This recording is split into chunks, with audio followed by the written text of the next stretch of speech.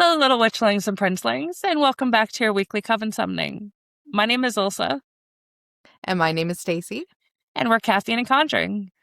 a fantasy bookish podcast where we will discuss some of our favorite fantasy reads. And of course, one of my favorite fantasy reads, and what we're currently covering, is the Throne of Glass series, and we're on Kingdom of Ash, and we're just over halfway through, and it's crazy. It really is. We're right in the thick of it. There's war everywhere. It's literally like panic, catastrophe. I'm in Aelin danger. doing her thing without letting anybody know. It's just a lot. Yeah, no one likes to tell anyone anything. No. Everyone likes to run into battle, and things are looking a little grim right now. It doesn't seem like they're going to have much luck getting out of the current predicament. Mm-hmm. Things are kind of bleak. Yes. So we ended off our last episode. They're on the battlefield. The dam is about to break and flood the battlefield. And who's going to save the day? Little Miss Alide. She is not going to let a crippled foot stop her from saving her man. Mm-hmm. And who can blame her? It's Lurkin. It's Lurkin. We have a 7-foot fey male who would do anything for you, laying out on the battlefield somewhere. She is gone. She grabs Farasha, Kale's horse, and they're galloping through the field looking for Lorcan. Mm-hmm. So chapter 60 is, of course, pure panic. Everyone on the battlements knows Rowan's magic can only buy time, not stop what's coming. And even Rowan is thinking through the impossible options, like flying into the dam himself before realizing the force of that water is just too much. Fenris finally explains why he couldn't jump to find Lorcan. His teleportation magic was the one thing he shared with Connell, and after his death, he can't bear to use it, and is not even sure he still can. So there's guilt on top of panic, on top of what the fuck are we going to do? Yeah. And this is where Hazar points out that Alide's already on it. She's gone. Gone with the wind. Wild horses.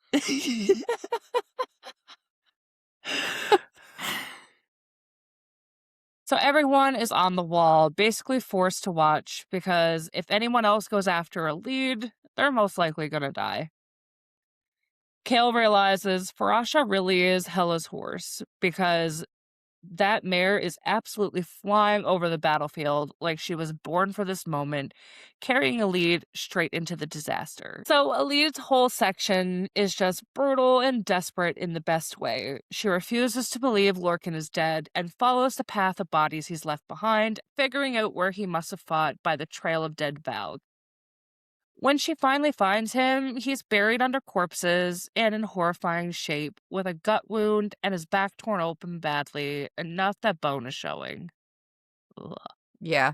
This was so gory and gruesome, the way that these chapters were wrote. Very well done chapters, but you really you get cold shivers just when you're reading about the description. Yeah. Ugh. So seeing this doesn't stop Alide. She drags him up, orders him to move, shouts at him, reminds him of their promise, "I will always find you." Oh. My heart. And basically bullies this immortal fey male back onto the horse through sheer rage, fear, and love. Trying to picture this super tiny girl, leg injury, ankle injury, whatever it is, trying to pull this giant fey warrior up onto a giant stallion. Yep. It's almost comical, like, picturing it. Like, it's crazy to think about because that shouldn't be possible. No, the math ain't mathin' on the weights and the No. physics of that. I'll try not to pick it apart too much.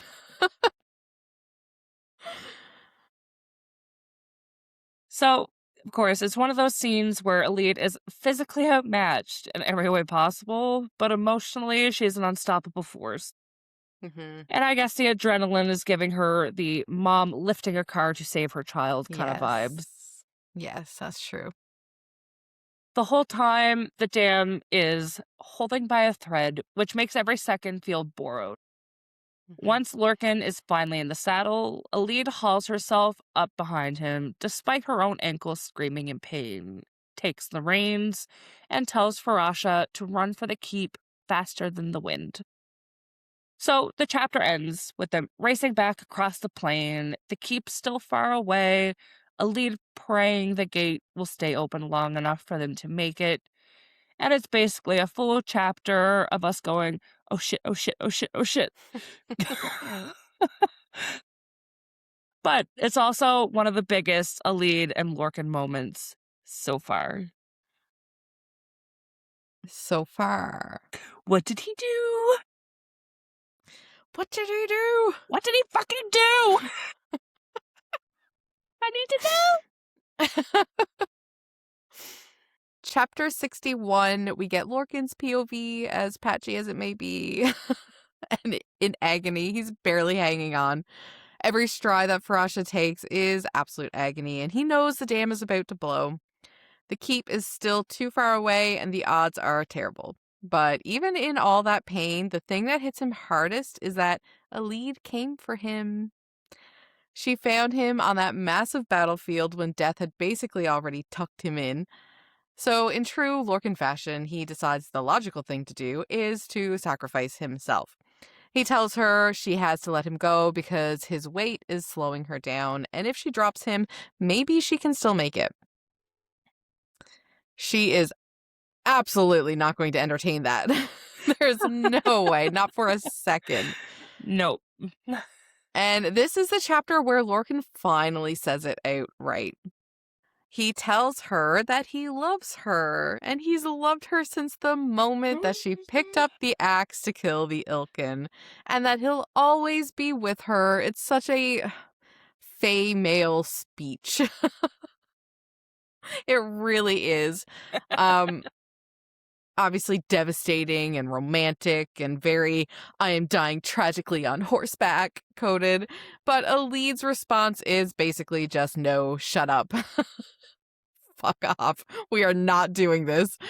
She locks her hand, she grabs hold and just digs her nails into his arm and makes it very clear that they are either surviving this together or they're dying together.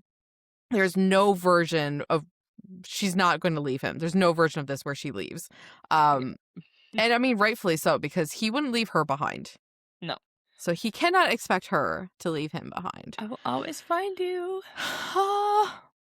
And then Alid does what Alid always does best. She turns sheer terror into command. She screams at Farasha to fly, not run. Fly. Fly, you fools! Red Bull gives you wings. And somehow the horse answers. Farasha becomes an absolute legend in this chapter.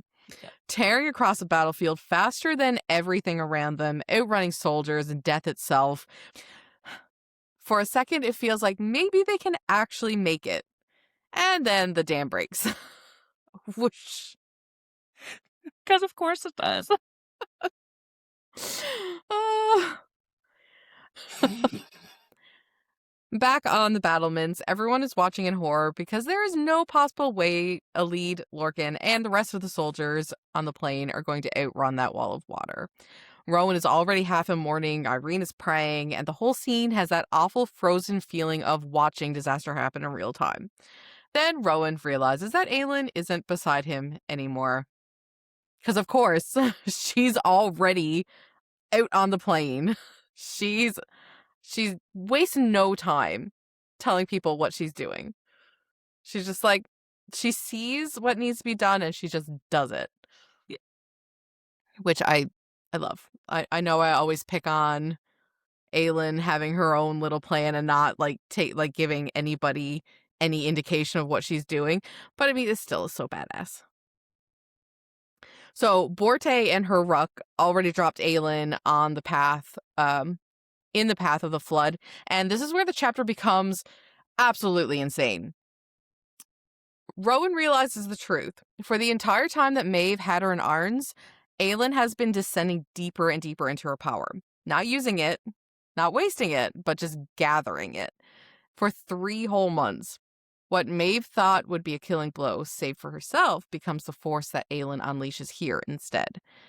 And when that wave crashes toward her, Aelin answers it with fire. And of course, it's not the just ordinary fire. This is like world-shaking, god-tier, cobalt-souled fire. And it just slams into the flood and turns the entire plane into steam and light and terror. You can Rowan get a is free using... facial during battle. What's that? You get a free facial during battle. Yeah.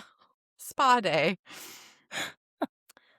Rowan is using every scrap of his own power just to keep the steam from scalding everyone alive, while the rest of them can only watch Aelin literally hold back catastrophe again and again and again. What's so powerful about this chapter is that the thing Aelin had been building for Maeve, for revenge, for that final blow, gets spent to save people instead. To save Elide and Lorcan, to save the Kagan's army, to save hope. And when it's over, the dam is reduced to just a harmless river. The tidal wave is gone, and Aelin is left glowing like she's become fire itself, before she finally burns back down into herself. And then Rowan goes to her immediately, because of course he does, and Aelin just collapses. She saved everyone, spent everything, and then the chapter ends with her just being carried away into darkness.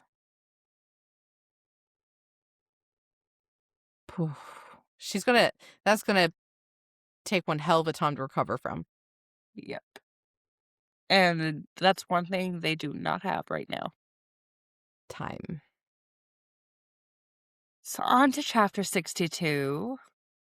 We're back with Minorian. So it's after the chaos of battle and everything slows down, but emotionally it hits just as hard. The Krakens and the 13 don't split up after Manon claims the crown. Instead, they traveled through the night to a new hidden camp, putting as much distance as they can between themselves and the matrons. Everyone is exhausted and on edge, knowing retaliation could come at any moment, and there's still no clear plan for what happens next or whether this alliance will hold. Dorian is completely drained, trying to rest, but his mind is already on what comes next, especially Morath. And then Manon shows up in his tent. Sorry. We are just 13-year-old boys. Yes. Their conversation starts off surprisingly vulnerable, with Manon asking him what it felt like to kill his father and whether she should have killed her own grandmother. Dorian reassures her that sparing her might actually weaken the Iron Teeth more than killing her would have, and for once, Manon doesn't push back. She listens. She even apologizes to him for how she reacted earlier when she found out about his plans, which is huge for her. Mm-hmm. Because up until the series, essentially, she's known to be this cold-hearted, white-haired bitch. Like, Yeah. Yeah. eat the children in the village. Yep. So she figures it out. Dorian is leaving. And he confirms it that he's going to Morath alone. Because what could go wrong? So instead of fighting him on it, she asks what it would take for him to stay. And what she offers is huge. An alliance between Ardalan and the witches, sealed through marriage. She proposed. She proposed! Oh my god! Like, just alliance, my fucking ass. We know that would be Yeah. a... It would be consummated. Oh, yes. I don't know who would be luckier in that situation. nope. The bi panic is real.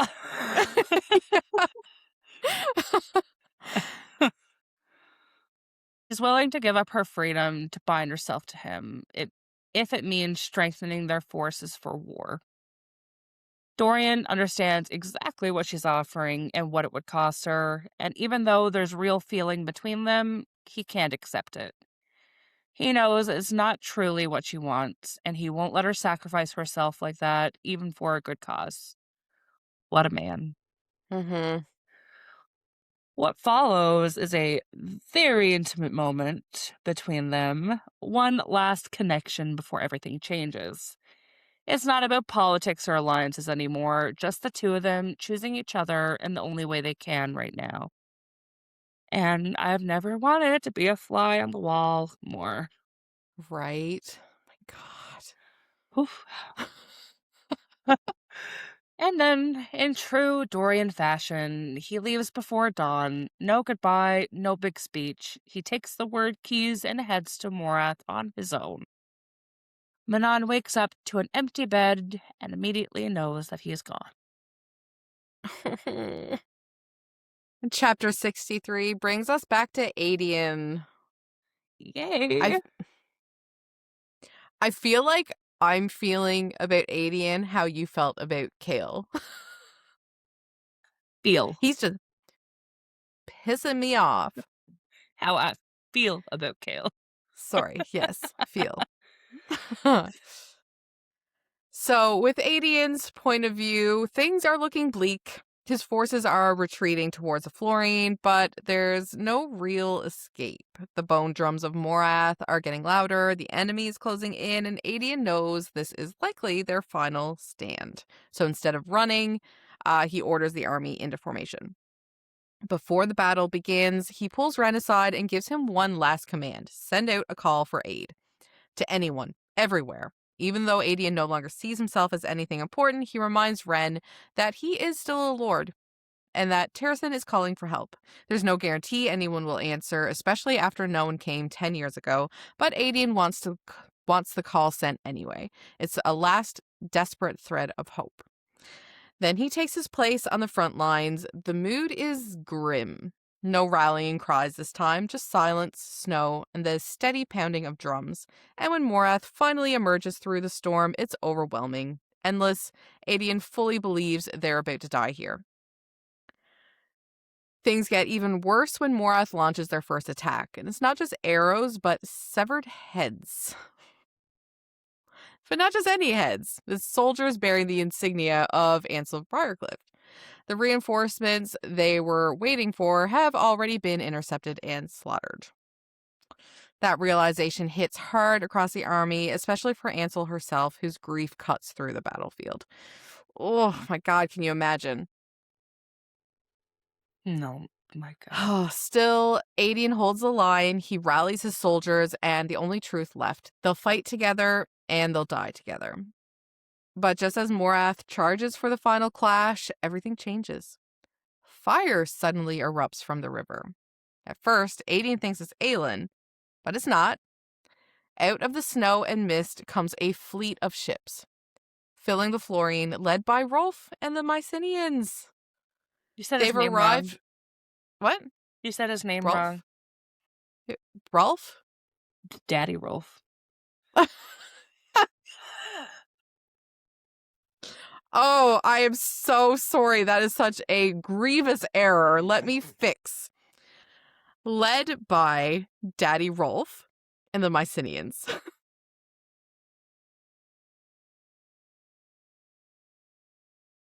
Oh, will you forgive me?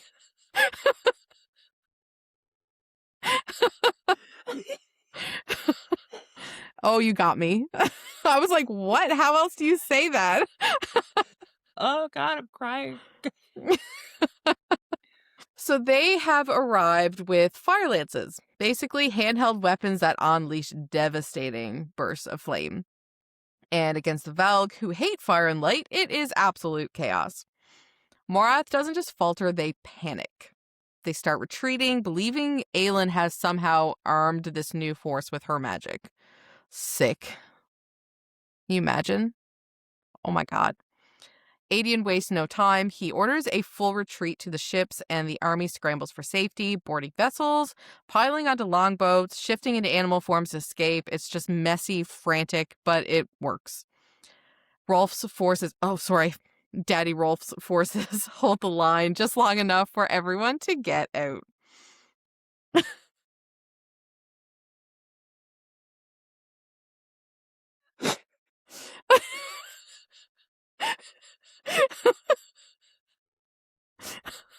I need to change like all of my notes now to forever just put Daddy in front of Rolf. Uh, Adian is one of the last to board, making sure no one is left behind, and once he finally is on deck, the relief hits hard. They survived, but just barely. We also get a really emotional moment with Lysandra, who shifts back into human form and immediately embraces Rolf, just pure gratitude and exhaustion. And meanwhile, Ansel collapses on deck, grieving the loss of her soldiers, surrounded by the aftermath of what Morath did. If we didn't need another reason to hate Morath, right? Ugh. Rolf explains Daddy Rolf explains that he didn't just randomly show up. He was sent by Rabbi and Soul of Surya. You gotta stop. You created this monster. Regret. Okay. Okay, I'll stop. Yeah, so he was sent by Ravi and Soul of Surya, who guessed Adian might be in trouble. They've stayed behind with what's left of the fleet to guard the coast, even though it puts them at serious risk. The plan now is to head for Orinth, regroup behind its walls, and prepare for what's coming next. But the chapter ends on a heavy note. Adian asks how many fire lances they have left, and Rolf's answer says it all. Not enough. Not enough to win a siege. Not enough to stop what's coming, especially once the witch towers arrive. So even though this chapter feels like a rescue, like a last-minute save, it's really just buying them time. I feel like that's all this is now, is just buying time. And right into 64, the chapter shifts us into the aftermath of everything that's just happened. And emotionally, it's a mix of relief, exhaustion, and some quiet, heady moments that come after surviving something you shouldn't have. We start with Irene, who's still shaken hours later. She's processing everything at once: the near destruction from the dam, the sheer number of wounded and dying she's treated, the overwhelming power she witnessed from Aelin and Rowan. Even so, she doesn't stop. She throws herself right back into healing, moving from patient to patient in the Great Hall and out on the battlefield, helping whoever she can. It's clear she is completely drained, but she keeps going anyways. We also get updates on everybody else. Aelin is unconscious, but physically unharmed, just completely exhausted after unleashing her massive power. Rowan is in worse shape, pushing himself to the brink of burnout, but still refusing rest until he absolutely has to. And Lorcan. His injuries were so severe that Irene needed Haviza's help to heal him. He was on the edge of death, and even after being healed, he hasn't woken up. Then, just when things feel like they might finally settle, a horn sounds. And it's good news for once. Prince Cassian has arrived with the rest of the Kagon's army. Reinforcements made it, and Irene realizes just how close they came to losing everything. If that dam had broken even a little sooner, Cassian's forces would have been wiped out too. It's a rare moment of relief, but it comes with the understanding that their luck might not last forever. Then we shift to Lorcan waking up. Fenris is there when he comes to, keeping watch over him, and we get the classic dry humor from Fenris right away. But underneath it, you can tell he chose to stay. Lorcan quickly realizes how bad his injuries must have been, seeing the scars where the wounds used to be, and the first thing he asks about is, of course, Elide. Oh. And she's safe. She's been helping in the Great Hall. That alone settles something inside him. When Lorcan he wakes again later on, Elite is there, literally at his bedside, having fallen asleep, reaching for. It's such a quiet, intimate moment compared to the chaos they just survived. And when she wakes up and realizes he is conscious, everything between them finally comes to the surface. They talk, and it's simple but powerful. Lorcan thanks her in the only way he really can, by acknowledging that he would have died without her.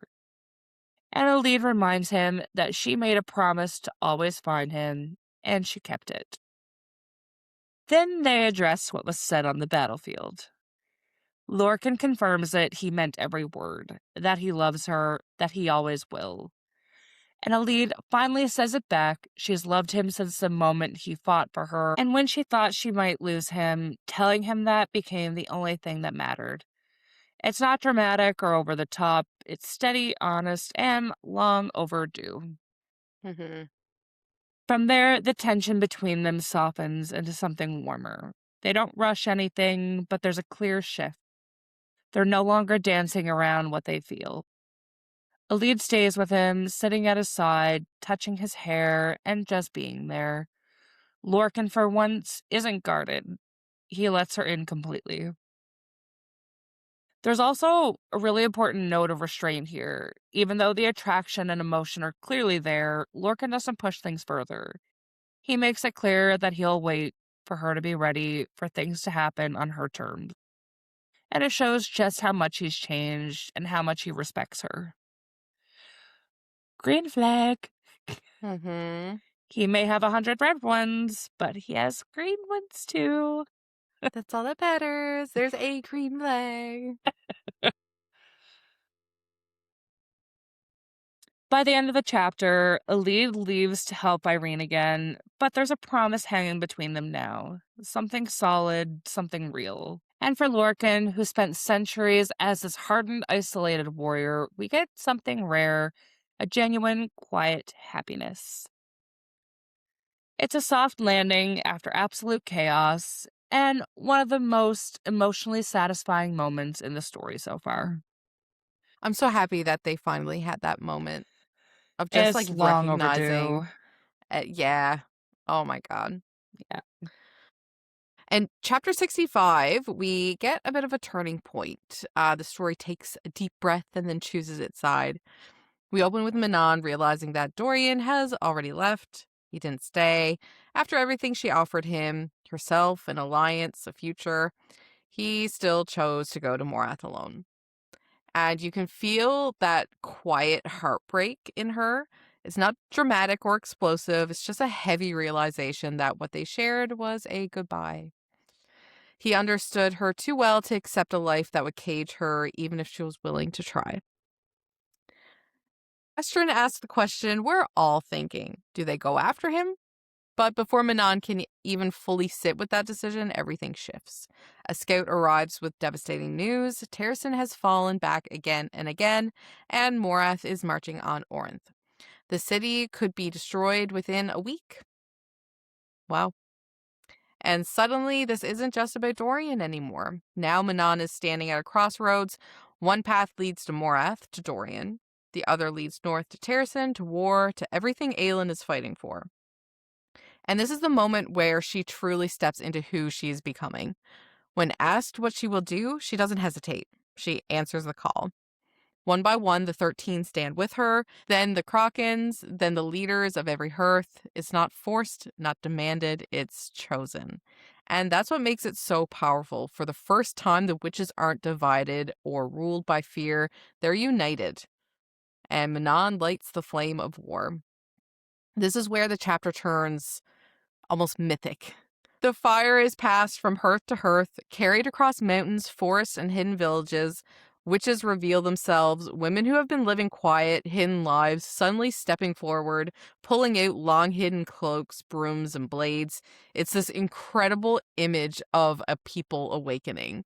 It's a rising tide. Across the land, the same call echoes. Your queen summons you to war. Oh, I got goosebumps. And they all answer. By the end of the chapter, the Krakens are no longer scattered survivors, they are an army, a living, flying force gathering in the skies, heading north toward Terrasen. So while Dorian chooses his path into darkness, Manon chooses hers into war and into leadership. And it honestly feels like watching a legend being born in real time. This was such a powerful chapter for Manon. Yeah. And like the visual of all of these witches just living peacefully with their families, just leaving, just grabbing their broom, grabbing their red cloak, and they're gone. Yeah. Like what an amazing visual. Chapter 66, we're back with Aelin, and she finally wakes after 3 days of magical burnout, wrapped up with Rowan Whitethorn. And for the first time since everything with Maeve, there's a sense of stillness. No nightmares, no immediate chaos, just the fragile clarity after the storm. And it's such a small but meaningful moment. She feels safe because he's there. Mhm. I mean, I would too. Yeah. Not Terrasen, not victory, but something that feels like home. As they wake and talk, we get a huge reveal. Aelin has been scheming even while imprisoned. She secretly sent letters to Rowan's family and allies in Doranil, planting the idea that Maeve is dangerous, possibly even Valg, and trying to spark the rebellion against her. It's classic Aelin. Planting seeds that might bloom later on, even if it's a long shot. Rowan's reaction is basically, that's insane, but also kind of brilliant, and I love you. Mm. Which honestly sums her up perfectly. But underneath that banter, there's something heavier. Aelin admits that using that massive surge of power wasn't what she planned. It was meant for Maeve. And now it's gone. She doesn't even know if she could ever reach that level again. More importantly, she doesn't have the time to slowly heal from what she went through. She just wants the war and everything tied to it to be over. You really feel how tired she is beneath all of the fire and bravado. Still, they don't get to linger long. When they rejoin the others, the real world stakes slam back in. Prince Cassian has arrived with the rest of the Kagan's army, and after everything they witnessed, they've decided to march north with Aelin. That's the turning point. They've officially secured the alliance they needed. But it's not exactly smooth sailing, because nothing in Sarah J. Maas's books are. They start planning their route back to Terrasen, realizing they'll have to pass the Ferrying Gap, a guaranteed battleground. And when Kale reveals the only safe way through involves bargaining with the wild men of the mountains, his father immediately refuses to give up any land. And if you guys don't remember, the wild men is where Cain is from, back in the first Throne of Yes. Glass book. The giant, beefy, angry man And turned we all Valg. know that I was gonna say how much of a shit he was. Yep. And of course his father doesn't want to give up land. He's such a fucking hoarder. Yep. She steps in, essentially overruling him by reminding Kale of his authority and pushing the alliance forward anyways. It's a very the queen has entered the chat moment. Hmm. And then we shift to something honestly just as important as any battlefield victory: Irene's work. Aelin goes to see what she's been doing, and it's not flashy. It's terrifying, gruesome, and intimate. Irene Westfall is literally going mind to mind with Valg demons, forcing them out of human hosts. It's brutal, exhausting, and deeply personal magic. And when it works, it's incredible. The possessed man wakes up fully human again, thanking her. It reframes everything. Not every enemy is truly an enemy. Some of them can be saved. But it also raises uncomfortable questions. The saved are interrogated, judged, and only some are allowed to fight alongside them. War doesn't magically become clean just because they're on the right side. Hmm.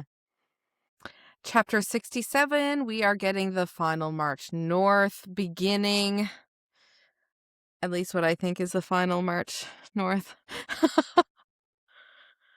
It opens with Aelin and Rowan taking a quiet walk by the Silver Lake after the chaos in Aniel. And the big question hanging over them is Irene. Aelin can't stop thinking about whether Irene's power could possibly be used against Erewhon or Maeve the way she's been healing Valak soldiers. And that's what makes this moment so heavy. Aelin is torn between the practical, brutal logic of war and the fact that Irene is pregnant, vulnerable, and someone she loves. Rowan basically becomes her moral anchor here because when she pushes the idea to its furthest end, he reminds her that some costs are too high, even if the world is at stake. Um, this is a part where she when they talk about it, um, he she knows that what she's asking of Irene and Kale is massive. Like this is a huge ask for Irene to like attempt this with Erewhon and Maeve. Um, and Rowan is just like, I absolutely would not let you do that if it was her in Irene's shoes. So, Yeah. uh, yeah, this leads Aelin into one last desperate attempt to find another way around the lock. She drags Rowan, Fenris, and Porte into going through Kale and Irene's wordmark books, hoping maybe there's some hidden spell or alternate answer buried in all that old knowledge. But there isn't. They find interesting things, including portal type spells, but nothing that changes the truth they're all trying not to say out loud. There is no miracle solution waiting in the margins. Meanwhile, Kale gets one more truly awful scene with his father. His father tries to manipulate him by revealing that Kale's mother had been writing to him for years and that he kept every letter hidden. It's such a cruel move Yeah. because he's weaponizing love and loss to try to control Kale yet again. But this time, Kale doesn't break. He refuses to bargain, refuses to bend, and walks away from that whole poisonous dynamic with more strength than ever. Honestly, it's one of the most satisfying little victories of the chapter. And then we get the practical fallout of that choice. Kale does make the deal with the Wildmen, giving them a piece of southern Aniel in exchange for safe passage through the mountains. His father hates it, of course, but nobody cares, which is frankly delicious. Yep. By the end of the chapter, the real momentum kicks in. 2 days later, the wild men arrive to guide them, and the armies finally begin their push north towards Terrasen. The plan is split. Part of the Kagan's host will draw Morath's forces out at the Farian Gap, while Aelin and the others move through the mountains to strike from behind. It feels like the board is finally set for the next huge confrontation. And the chapter ends on a very Aelin note, riding out at the head of the army with home finally ahead of her. She lets a flicker of her fire rise again. Not the massive, devastating power from Aniel, but enough to shine. A beacon for everyone marching behind her. It's such a strong closing image because after everything, after captivity, the trauma, and impossible choices, Aelin is still the one lighting the road north. Yeah. Oh, and that's where part 1 ends. Part 2, baby. Ooh. You know what? It ends right there. The end of Yeah. part 1 is where the series ends. Yay, what a good series. Everybody is fine. They're all together. They're all happy for the moment.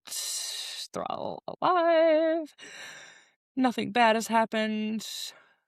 What chapters did you say you wanted to record? 88, 89. Okay. I just want to make Maybe sure that it 87, wasn't. 88, 89, because I don't want you to figure out what's happening before it happens. Okay.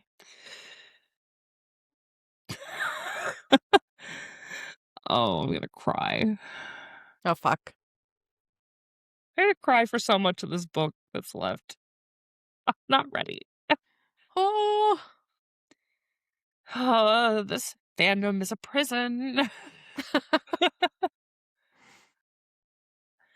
So, chapter 68, part 2. Sorry. So, Kingdom of Ash, part 2, chapter 68. This chapter is basically a full on stealth mission turned oh shit reveal. We open with Dorian arriving at Morath, and the vibe is immediately nightmare fuel. The Black Towers are still scarred from Keltane Rompier's sacrifice, but the place is still crawling with soldiers, witches, and wyverns. It's not weakened, it's waiting. And Dorian, being the absolute fucking menace that he is, doesn't just scout it, he infiltrates it. He's shape-shifting his way in, first as a crow to blend in with the flock circling the fortress, and then this is where it gets kind of wild, as a mouse to sneak inside. And the detail here is so cool, because we get how heightened his senses are in that form. Everything is sharper, more dangerous. It really drives home that he is deep in enemy territory, and one wrong move means instant death. Mm-hmm. Also important, before entering, Dorian hides the word keys far away from Morath. And by hide, he means buried in a tiny little hole out in the wild. Because what could possibly go Hiding. wrong? Yeah. He refuses to risk bringing them anywhere near Erewhon, which shows he's not just acting on emotion, he's thinking strategically, even if the whole mission is insanely risky. And the hiding spot is kind of questionable. Just gonna keep saying that. Just remember, the hiding spot is questionable.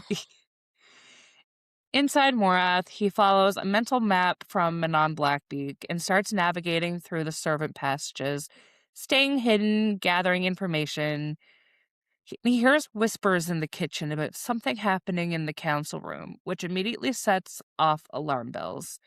And instead of backing out like a sane person, he goes towards it. Because that's the core of this chapter. Dorian isn't just scouting. He wants to face Erewhon. He wants to look him in the eye. He wants revenge for what he's done to him, for Sorsha, for everything. There's this moment where he's fully ready to strike, planning to drop the disguise, grab Damaris, and try to kill him. And then the entire scene flips. He sneaks into the council chamber, sees Erewhon, and realizes something is wrong immediately. Not because of Erewhon, but because Erewhon is acting like he's expecting someone. Wonder who it is. Ugh. And then we get the reveal. The cloaked figure steps forward, and it's the one, the only, the bitch, Maeve. Mm-hmm. Alive, calm, sitting down to have a conversation with Erewhon like they're equals. And Dorian, along with us, is hit with the realization that these two are not just enemies circling each other. They're connected. And whatever is about to be discussed in that room, it's going to change everything. Dun, dun, dun. Yes, I get chapter 69. Nice. Nice.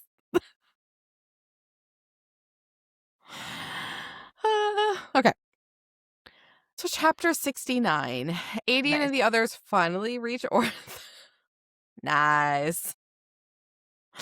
And it's nothing like it should be. The city is silent, drained, almost hollow. Where it once felt alive, even in darker times, now it feels like it's just waiting. Waiting for the inevitable siege, waiting to fall. The white walls are stained and worn. The castle that used to shine is now described like a tomb, and the people inside know they're trapped.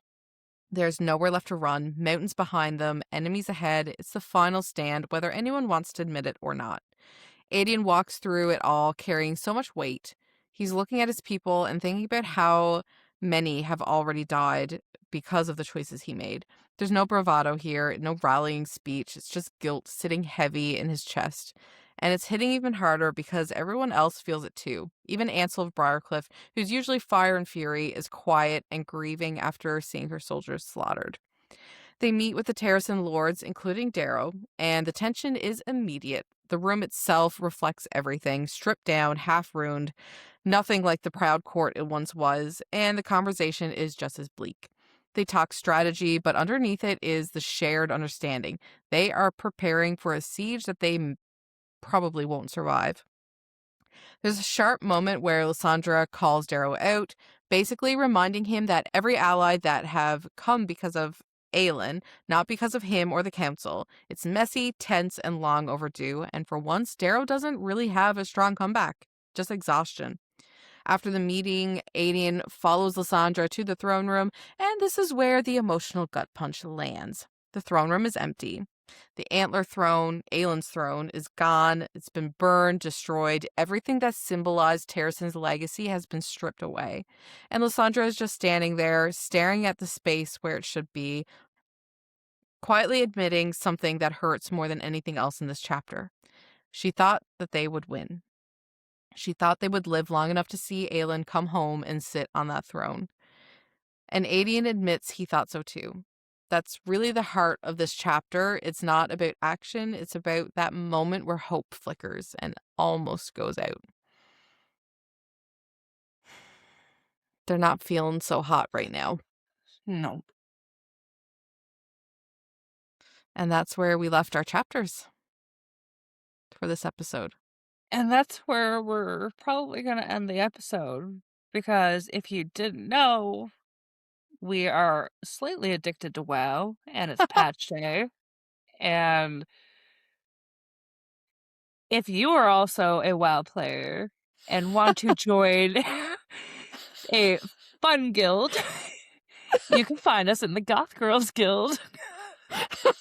And come play with us on WoW. Yes, please.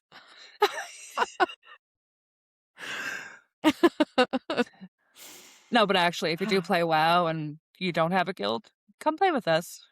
Yeah. We're nice. Even if you have a guild, quit. Yeah, G-quit. Join us. Come do some mythic keys with us. And also, going back to the actual episode, I can't say, I have nothing to say. No. That's not going to be spoilers. And I don't want my face to give away anything. So best to leave that as is. Yes. So we are officially closing our coven summoning for today. Mm-hmm. Don't forget to hit the subscribe button on Apple Podcasts and Spotify, and now we're also on YouTube as well. You can see our lovely faces along with hearing all the chaos. And see how much we talk with our hands. Yes. Yeah. And you can give us a follow at Caffeine and Conjuring on Instagram, where you can stay up to date with everything that we're working on. Mm-hmm. So until next time, bye. Toodles. We're heroes, right?